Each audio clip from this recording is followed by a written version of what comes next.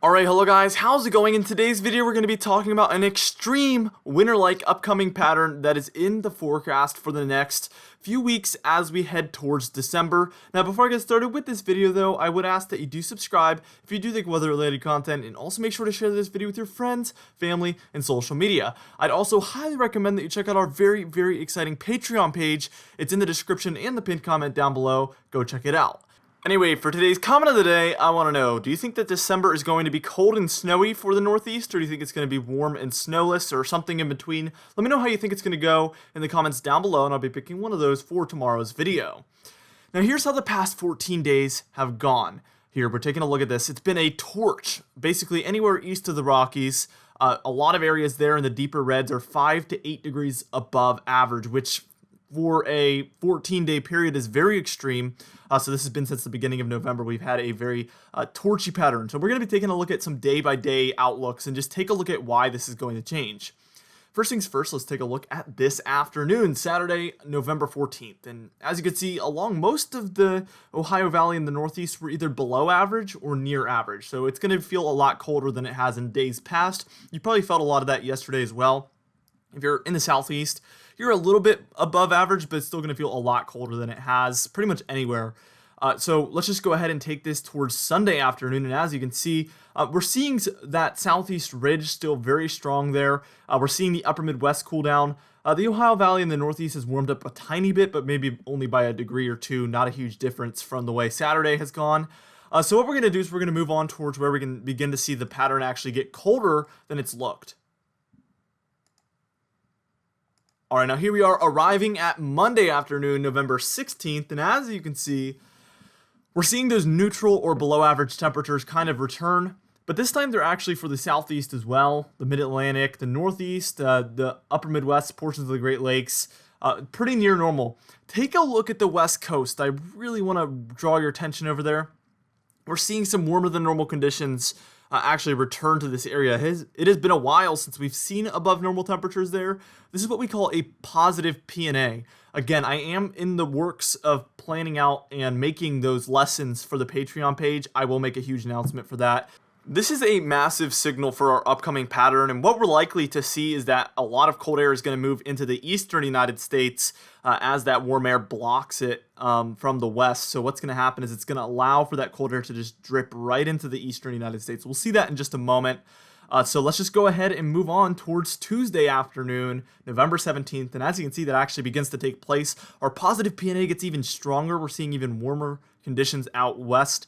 And those cold conditions finally move into the upper Midwest, the Great Lakes, the Ohio Valley, the Northeast. The Southeast is still a little bit neutral, near average, at least 2 degrees, maybe away from average in either direction. But really, it is practically near normal.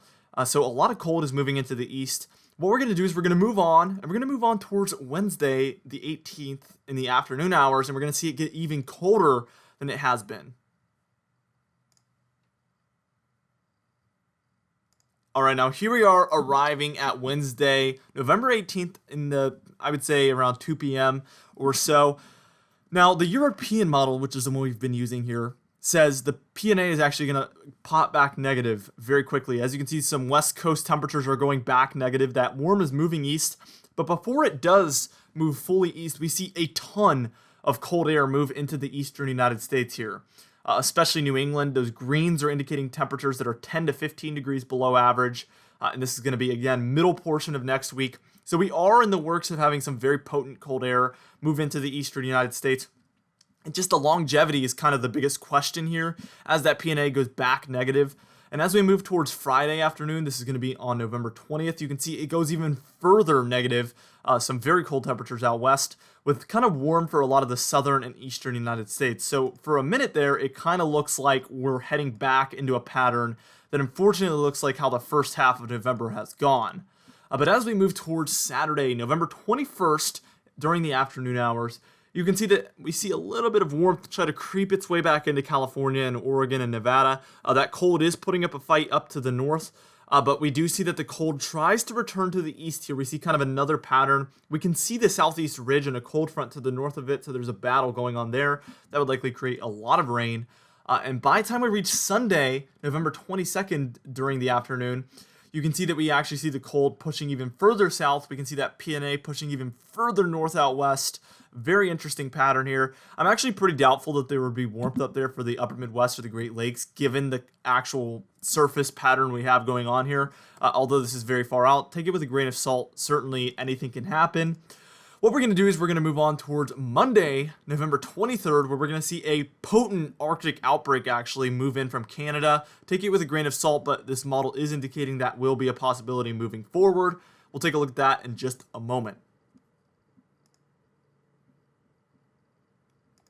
All right, now here we are taking a look again at Monday afternoon on November 23rd. Take a look at that cool down coming up from Canada. For Montana, the Dakotas, Minnesota, Wisconsin, you might have noticed I put frigid air on the thumbnail. I think I put frigid air or something along those lines. That's because you guys are looking to be potentially 15 to 30 degrees below average in those kind of purplish blue shades there. If those purple shades were to make its way in, that would be 30 to 45 degrees below average Fahrenheit, which would be obviously very, very extreme. Regardless, your average temperature is already very low, but you might even go well below average temperatures during this time frame.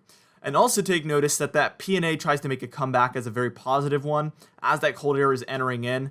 And we also see the southeast ridge is kind of, I guess you can call it receded to where it's basically just hovering around the Gulf states at this point. And as we head towards that night, you can see this cool down actually moves further south. So I think even though this is the end of the model run, that this model would, in the extended range, if it did exist, would have this cool down coming all the way down to the east coast with that positive PNA developing behind it. This would kind of be how we would be for Thanksgiving week, as well as just heading in towards December. It would create kind of an interesting setup moving towards those time periods. So let's just go ahead and take a look at our GFS model. Our GFS model actually goes out much further. So what we're going to do is move towards Wednesday during the PM hours. And as you can see, this model actually has that cool down, like I said, reaching the southeast, reaching the east coast as a pretty potent one. And then it kind of has it fizzling out by about the 30th, where we see a little less cold, but it's still around and we still have a positive PNA. So odds are at this point that we are going to be in a favorable pattern towards the end of the month. So basically from the 17th and beyond, with the exception of that brief warm-up, it appears that we will close out the month on a colder note, actually. And that kind of raises questions as to how we will start December and how the pattern will be heading into December. We see the positive PNA is still in place, and if that was the lock in place for the month of December, I could see a very cold December for the month of December in the eastern United States. I had a lot of people commenting, like, I mentioned that December could be colder in one of my previous videos, and they were like, you were calling for December to be warmer. Well, I know I was calling for December to be warmer, but as new information comes in, I am willing to say that I'm wrong if that is the case, obviously. And I'm always just going to keep you guys up to date with the latest information, regardless of what I called for before. I think that you guys would probably appreciate that I don't just blindly side with what my previous forecast was. I'd rather give you guys the more up-to-date information and kind of eat my own pride, if you will. So what I'm going to do in a moment is show you guys a couple snowstorm chances for the Mid-Atlantic and the Northeast. This is a huge grain of salt you're going to need to take this with because they are very far out, but the biggest note is that we could get in a favorable pattern for some nor'easters, and then we're going to talk about our teleconnections and what they're looking like in just a moment.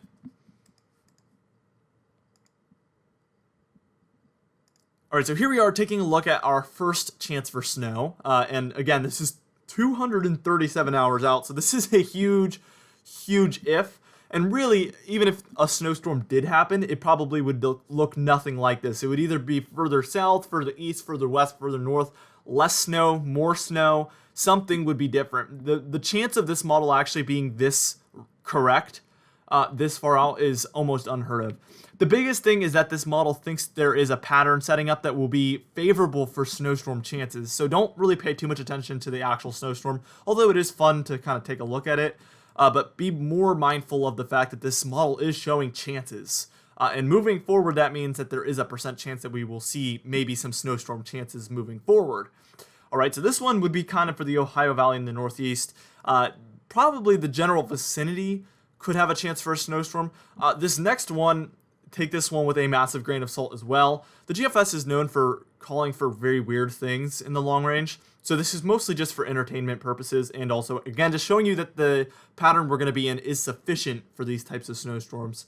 This is going to be for Wednesday, November 25th. We have cold air in place, and a huge nor'easter kind of develops offshore of the mid-Atlantic there and brings heavy snowfall to the mid-Atlantic and the northeast.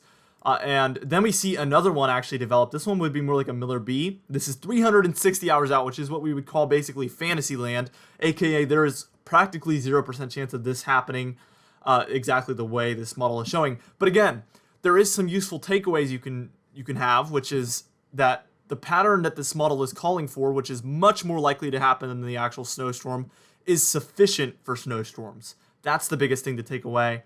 But this one would have a kind of a New England snowstorm.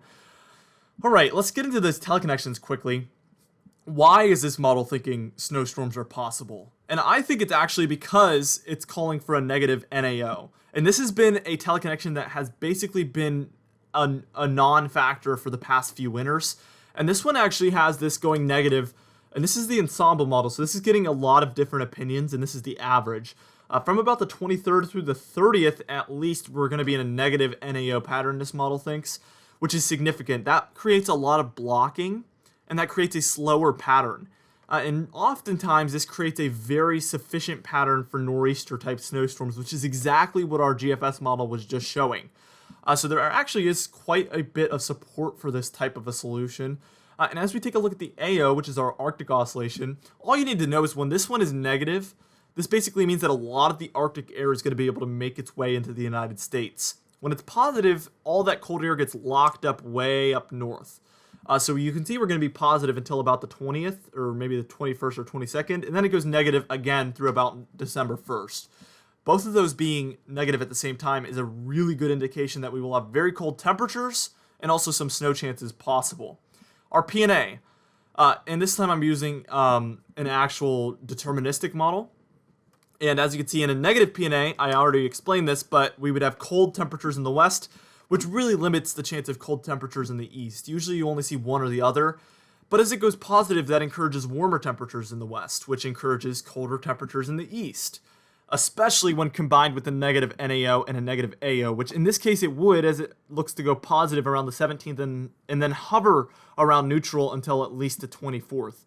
That is significant indications of cold in the east, possible snow chances in the east as well. We will keep you updated with this pattern as it unfolds. Obviously, this is a pattern that looks to be quite far out, so things could change. Take this with a grain of salt, although confidence is increasing every single day, and I will keep you guys up to date with that, so stay tuned to the channel. I will be updating this specific topic multiple times in the upcoming week or so.